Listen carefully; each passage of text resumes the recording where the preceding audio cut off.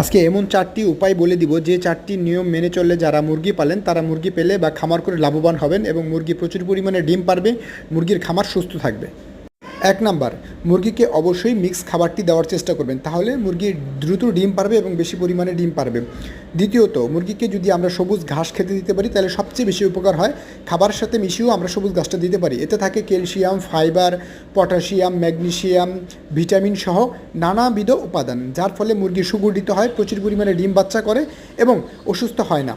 3 number, মুরগিকে অবশ্যই সঠিক সময়ে ভ্যাকসিন প্রদান করতে হবে, তা না হলে কিন্তু বাচ্চা সহ মুরগি অসুস্থ হয়ে যেতে পারে। এই বিষয়টি আমাদেরকে অবশ্যই খেয়াল রাখতে হবে এবং মুরগির বাসস্থানটি এমন জায়গায় হতে হবে যেখানে আলো বাতাস সুন্দরভাবে প্রবেশ করতে পারে, তাহলে কিন্তু মুরগির বাচ্চা এবং ডিম উভয়ই সুস্থ থাকে।